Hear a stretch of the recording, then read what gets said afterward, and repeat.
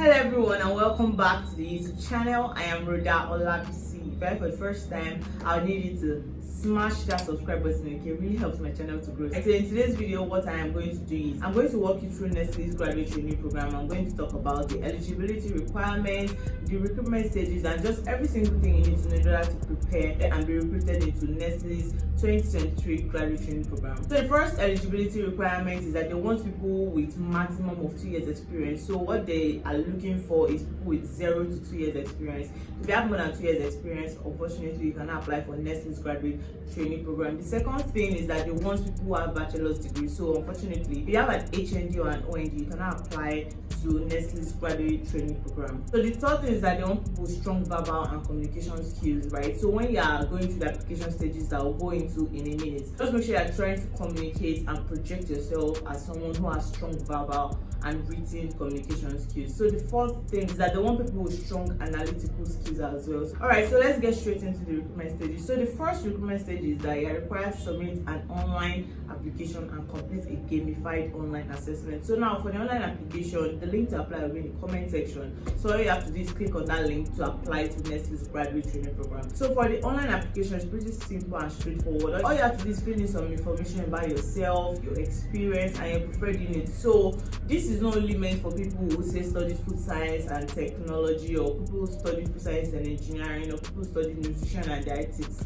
It's not for only people like that. So there are different units within the organization. So if you're interested in legal, you're interested in engineering, you're interested in marketing, internal audit, corporate affairs, human resources, literally a lot of units are available to apply to. So all you have to do is just select the units that you're interested in. Make sure that the units that you select is the one you're interested in. I'm going to get into why shortly. So after you've completed your online application, you'll be required to complete a game. So now there are 7 different games in this stage, right? Usually what companies do is that after you submitted an online application, you'll be shortlisted for a kind of pre-screening assessment. But what Nestle does is that once you are done with submitting your application, you just go straight to the game. It's not a test, it's not an aptitude test that you need to study or read for. It's just a game, really. Just assess some things and shortlist candidates for the next stage, right? So the games are 7. Just take your time to answer those questions. Although each of these games are timed, so you also have to be very conscious of your time and just do not spend too much time over analyzing the questions and things like that. Just make sure that you're able to complete each of the games within the stipulated time.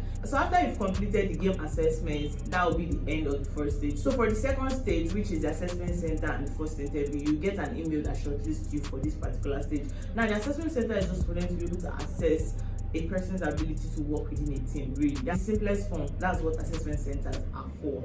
So now for this assessment center is a day that is full of a couple of activities. So the first one is the group work, and you're separated into a group of maybe 2 or 3, right? And what they're just trying to assess is your ability to work within a team. How can you collaborate with other people? Are you domineering? Are you open to receiving other people's feedbacks and opinions? That kind of thing. Are you outspoken? Can you communicate your ideas clearly, right? So that's the first exercise, is your group work, and you're expected to present your conclusions and your recommendations from the group work. So after the group work, you'll be required to do a case study presentation. Now you'll also be given a brief to read like a couple of minutes before the presentation. So you would be required to individually present your findings, your conclusion, your recommendations from the case study that you've been given to read a couple of minutes ago. So the third thing, or the third exercise in this stage, is your first interview. Now usually the first interview is conducted by someone in middle management or someone from the HR team, right? And you'll be asked competency-based questions. Now competency-based questions are the same thing as situational-based questions,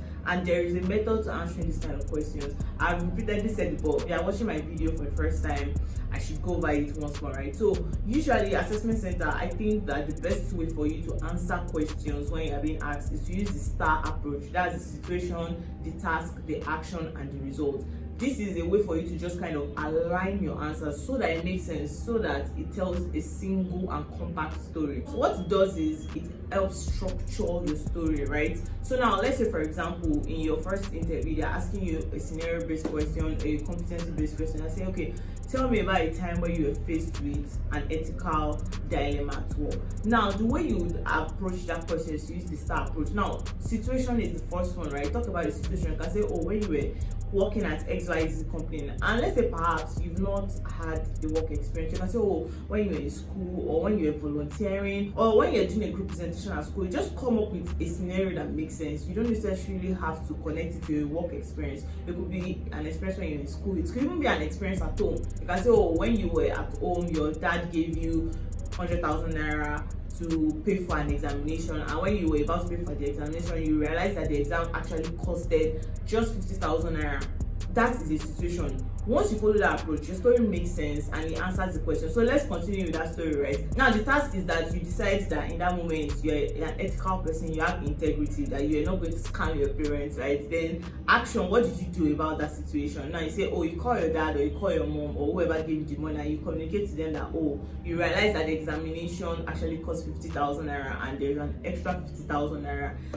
You can even decide to be like, oh, I'm keeping the money, right? But you've told them the truth, right? So that communicates that you're a person of integrity, that when you're faced with an ethical dilemma, that you're going to make the right decision, right? Then you say, oh, you communicated to the person that there's an extra 50,000 naira, but you're going to keep it. Or you told them that, oh, can you send back the extra money, that you don't need extra money? And result, you say that, okay, what happened as the result of the action that you took? You can say, oh, your mom said that, oh, you can keep the extra 50,000 naira, or they asked you to send 30,000 naira back, or the point is just for you to tell a structured story. Talk about the situation, the task, the action, and the result. What happened as a result of the action that you took. Just make sure that whatever story you are telling, either fabricated or factual, just make sure that it's structured and you answer the question to the best of your ability. It could literally be any example.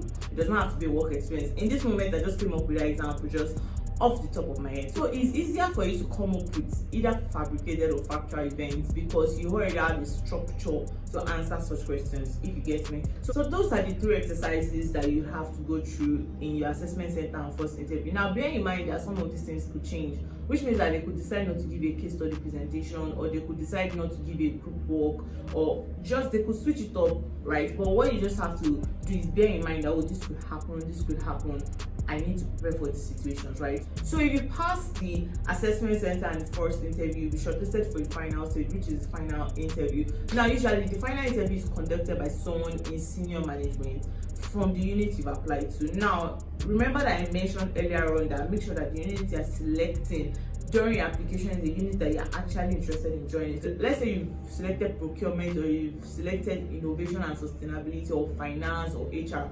Just make sure it's something that you're actually interested in, so that you are able to actually speak confidently with the person who will be interviewing you for a final interview. So let's say, for example, you selected, say, legal, for example.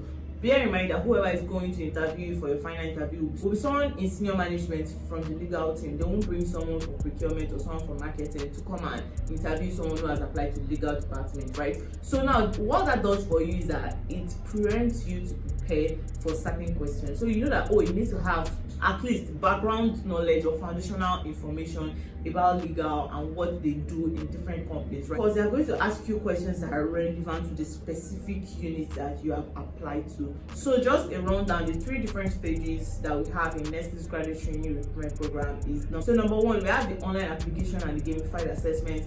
Number 2, we have the assessment center and the first interview. Number 3, we have the final interview. Now, if you pass these 3 stages, you get an offer to join Nestle's Graduate Trainee Program. Alright, so moving on to the job highlight section. For this week, we'll be highlighting 2 specific job openings. Now, the first one is Access Bank's entry-level training program.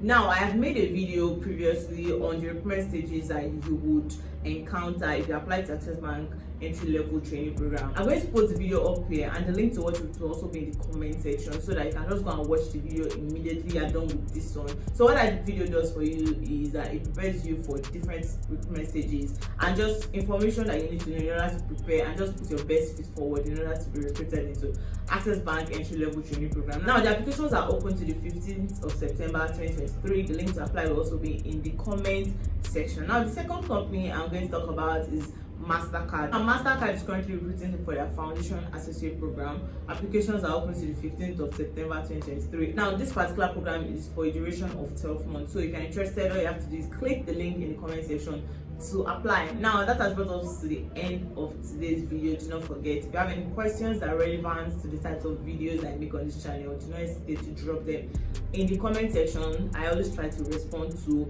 every single one of them, and also do not forget to give this video a thumbs up.